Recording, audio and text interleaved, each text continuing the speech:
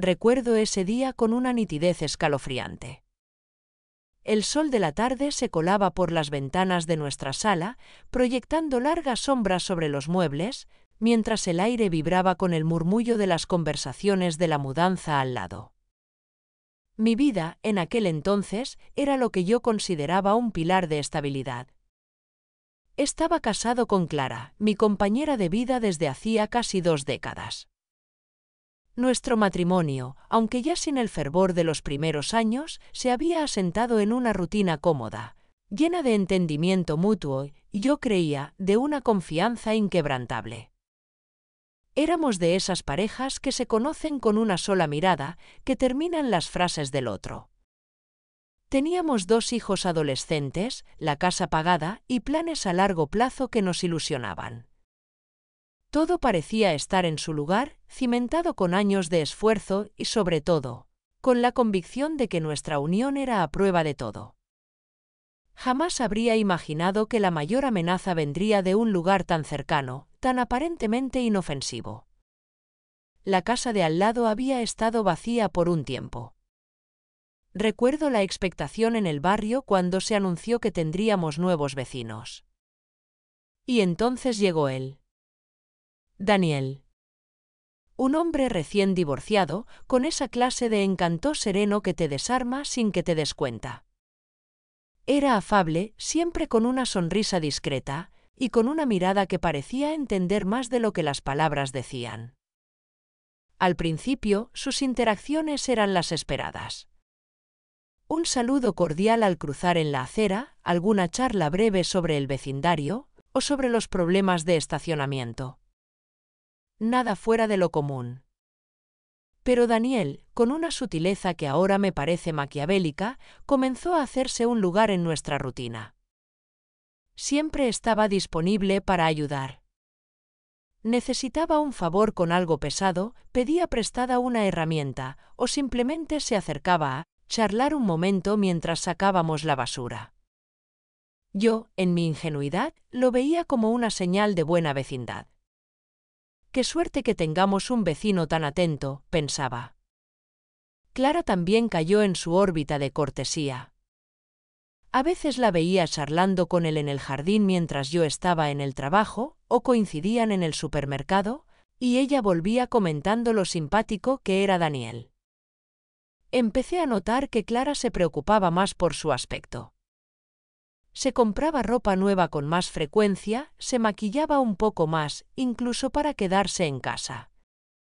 Pequeños detalles que yo, en mi burbuja de confianza, atribuía a que se estaba cuidando más o que estaba de buen humor.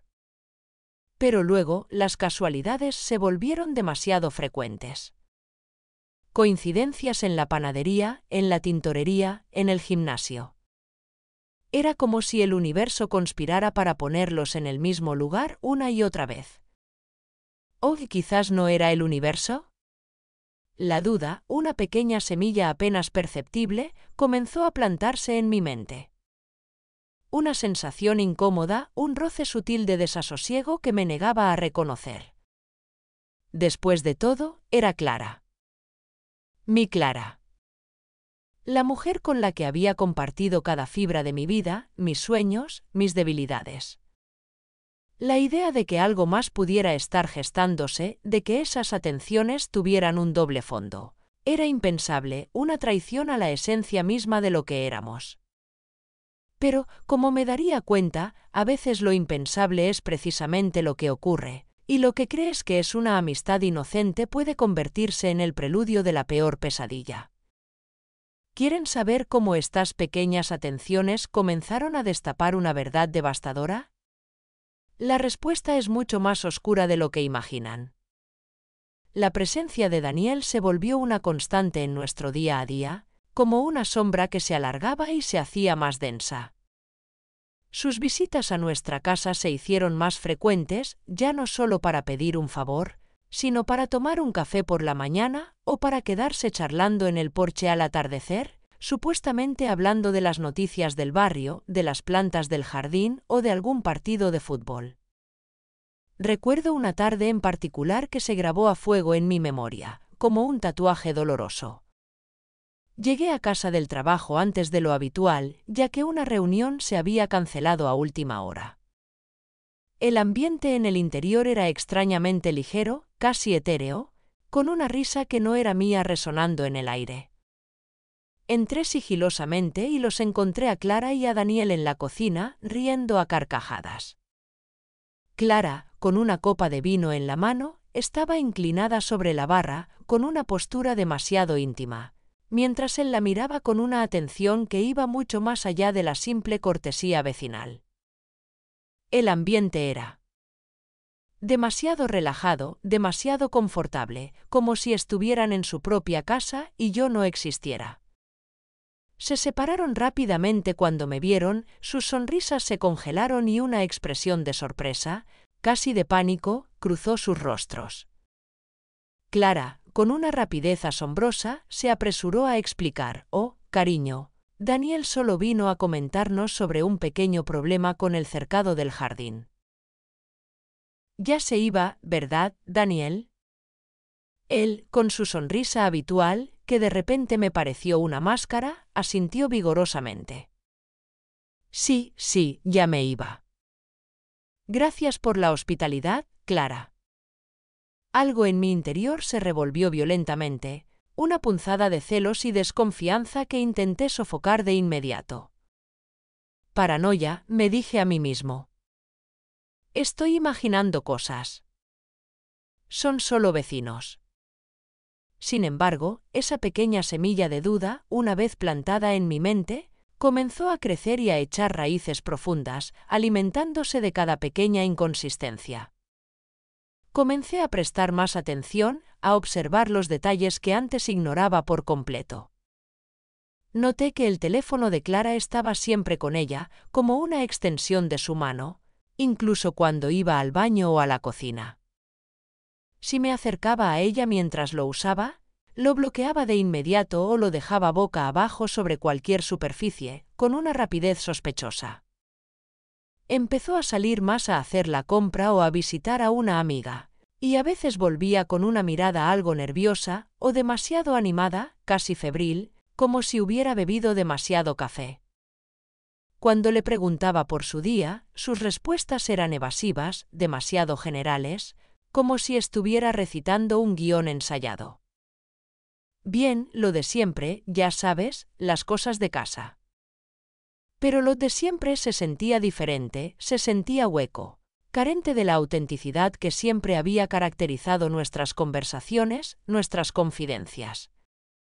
Las pequeñas grietas en la fachada empezaban a aparecer por todas partes. Una noche, la fatídica noche que lo cambió todo, el destino o la cruel casualidad, quiso que ella dejara su teléfono desatendido en la mesita de noche mientras dormía. Su teléfono vibró silenciosamente y la pantalla se iluminó. La curiosidad, una fuerza incontrolable, me superó por completo. Me armé de valor y lo tomé con manos temblorosas. La pantalla reveló un mensaje de un número desconocido, no registrado en sus contactos. Decía: «Anoche fue increíble, mi amor. Ya quiero verte de nuevo». La palabra amor me golpeó como un rayo. Sentí un frío glacial recorrer cada fibra de mi cuerpo. Mi amor. ¿Mi amor? No era mi número. No era el de ninguna de sus amigas cercanas que yo conociera. ¿Quién era ese mi amor? La sangre se me heló en las venas. Las piezas de ese rompecabezas macabro empezaron a encajar no de la manera que yo quería, sino de la más dolorosa y devastadora. Los gestos, las risas, las casualidades, las excusas. Todo cobraba un significado oscuro, siniestro y aterrador. Me quedé despierto toda la noche, con los ojos fijos en el techo, sintiendo cómo mi mundo se desmoronaba. ¿Sería posible? ¿Ella? ¿Mi Clara? ¿Con alguien más? Y lo peor de todo, ¿con él? Con Daniel, nuestro vecino, el hombre que habíamos acogido en nuestro círculo con tanta ingenuidad. La respuesta, como se imaginan, no solo destruiría mi matrimonio, sino también la imagen que tenía de mí mismo, de nuestra familia y de la vida que habíamos construido con tanto esmero. Lo que sucedió después, cuando la verdad salió a la luz, fue una caída libre hacia el abismo de la desesperación. Estaba a punto de presenciar la traición más grande de mi vida. La mañana siguiente a esa noche de insomnio y revelaciones fue un auténtico tormento. Me desperté exhausto, con una sensación abrumadora de irrealidad. Miraba a Clara, que dormía tranquilamente a mi lado, y la veía con otros ojos. Esos ojos que una vez amé con locura y en los que confiaba ciegamente, ahora me parecían los de una completa extraña. Cada gesto, cada palabra que salía de su boca, cada una de sus sonrisas habituales, ahora tenía un doble sentido, un tinte de falsedad que antes no percibía. La sospecha, que había sido una pequeña voz en mi cabeza, se había convertido en una certeza aplastante, en un peso insoportable sobre mi pecho. No pude ir a trabajar. Le dije a mi jefe que no me sentía bien, que tenía una fuerte jaqueca, casi migraña. Clara, con una preocupación que ahora me parecía el colmo de la hipocresía, me ofreció hacerme un té caliente, acariciando mi frente con la misma mano que, quizás, había acariciado a otro. Era una actuación perfecta. Lo sabía. Decidí que no podía seguir viviendo en esa incertidumbre, en esa agonía silenciosa que me carcomía por dentro. Necesitaba pruebas, algo innegable, algo tan contundente que ella no pudiera negarlo, que no pudiera retorcer la verdad a su conveniencia. Necesitaba ver la realidad, por muy dolorosa que fuera, para poder empezar a curar esta herida. La observé durante todo el día, cada uno de sus movimientos, cada vez que miraba su teléfono. Y noté que, al salir de casa para llevar a los niños al colegio, siempre dejaba su iPad en la mesa de la cocina y no lo bloqueaba del todo. Era mi oportunidad. La última. Mi corazón, que ya latía desbocado y errático, se aceleró aún más. Esperé pacientemente hasta que ella se fue y los niños estuvieran a salvo en sus clases. El silencio en la casa era casi ensordecedor, roto solo por el sonido de mi propia respiración agitada. Me acerqué al iPad con manos temblorosas, como si fuera un artefacto explosivo a punto de detonar. Respiré hondo, tratando de prepararme para lo que fuera a encontrar. Con un temblor que me recorría de pies a cabeza, encendí la pantalla. Y ahí estaban. Mensajes. Largas conversaciones que se extendían por meses, incluso años, con Daniel. No solo mensajes de texto, había fotos, selfies tomadas en nuestra casa, vídeos cortos de ellos riendo, audios con mensajes susurrados.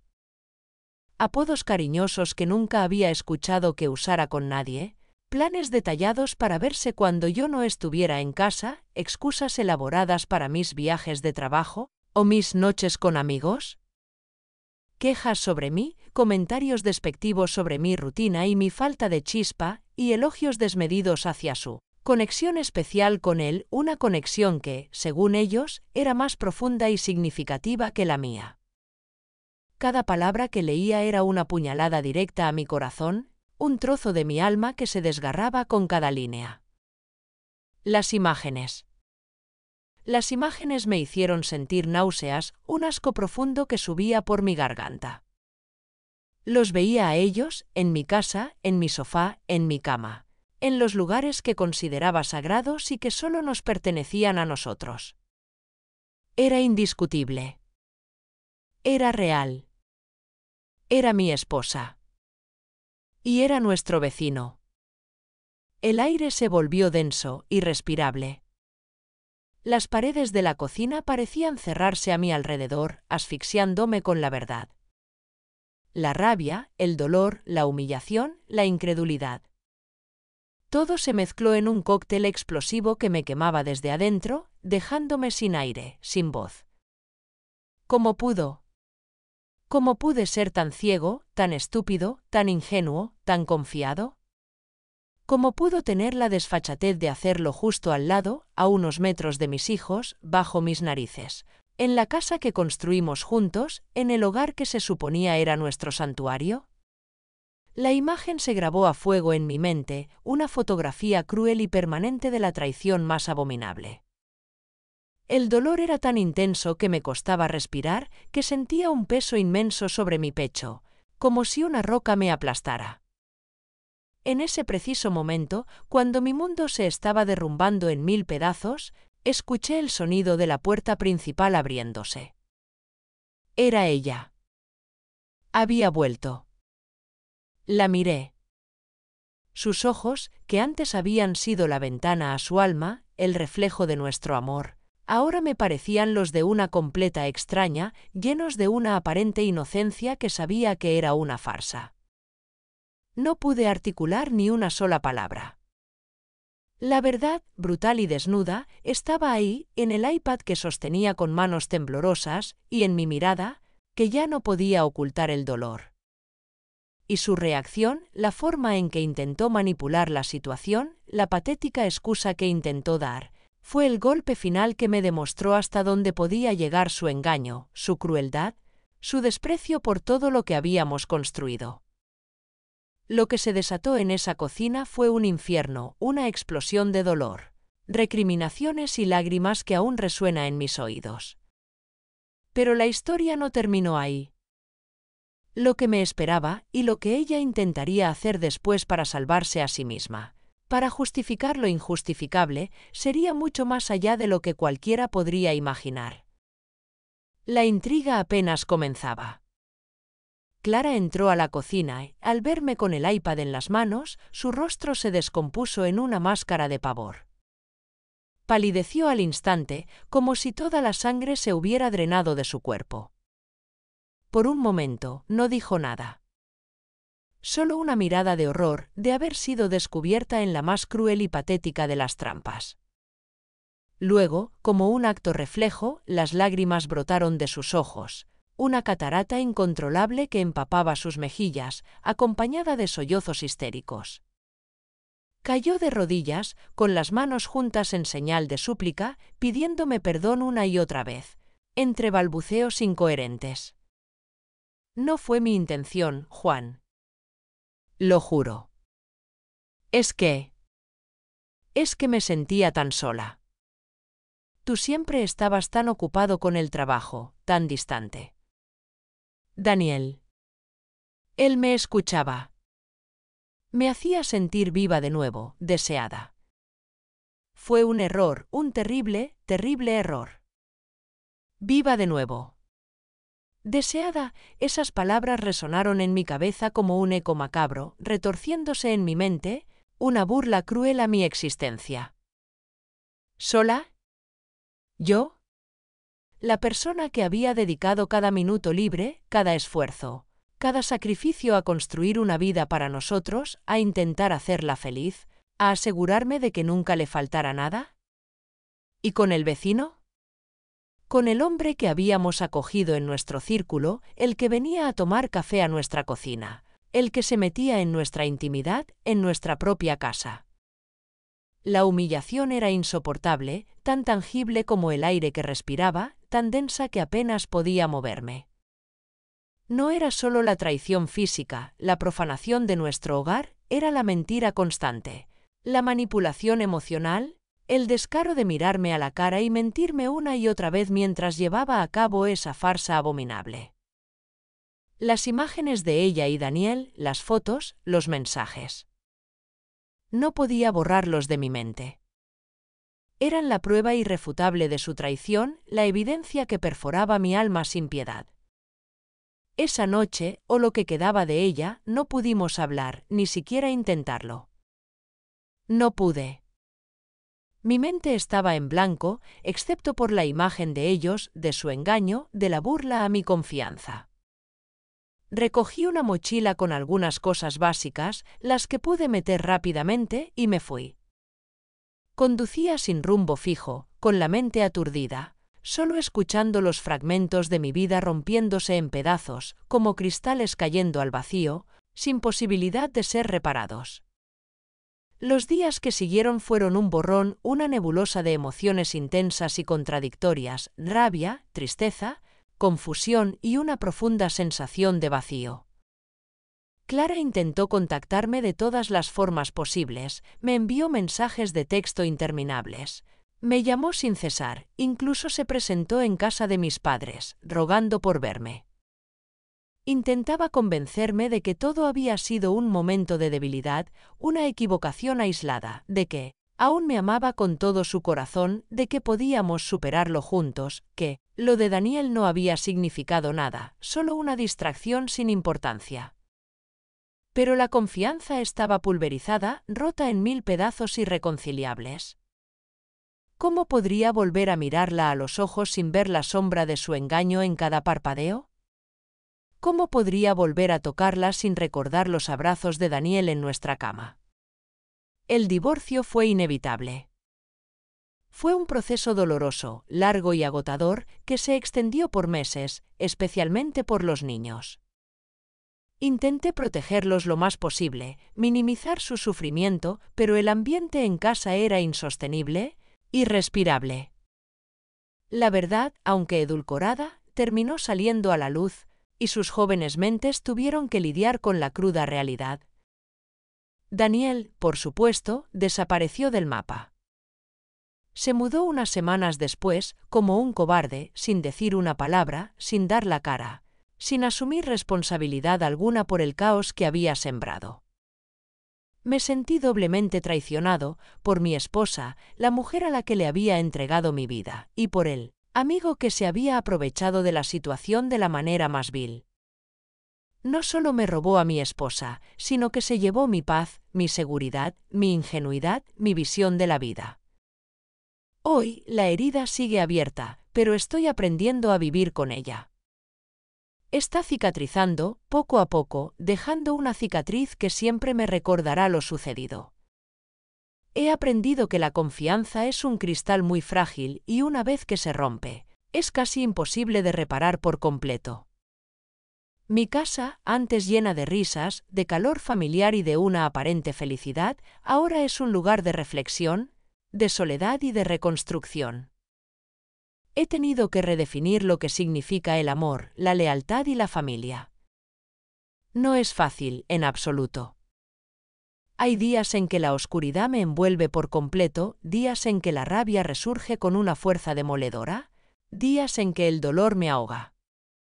Pero también hay momentos de claridad, cada vez más frecuentes, en los que siento un atisbo de paz, una paz que viene de saber que, aunque mi corazón está roto y mi alma dañada, mi dignidad está intacta. Aprendí una lección muy dura sobre la confianza y la vulnerabilidad, sobre lo fácil que es caer en la ceguera cuando no quieres ver la verdad que se esconde a plena vista. Y aunque el camino es largo y las cicatrices siempre estarán ahí como un mapa de mi dolor, sé que, eventualmente, encontraré mi camino de regreso a la felicidad, a una felicidad genuina y sin sombras, una felicidad que no dependa de las atenciones de nadie. Pero la imagen de ese vecino, la verdad que destapó, esa imagen, me temo, me acompañará por mucho tiempo, como un recordatorio constante de lo que perdí y de lo que aprendí. Gracias de corazón por haberme acompañado en esta historia tan personal y dolorosa. Significa el mundo para mí que se hayan quedado hasta el final, escuchando cada palabra de mi experiencia. Si mi relato les ha impactado, si les ha hecho reflexionar sobre la confianza, o si simplemente quieren apoyar mi proyecto y mi sueño de seguir compartiendo historias, les pido, por favor, que se suscriban al canal. Su apoyo es mi mayor motivación y la fuerza que me impulsa a seguir adelante, un día a la vez. Nos vemos en la próxima historia.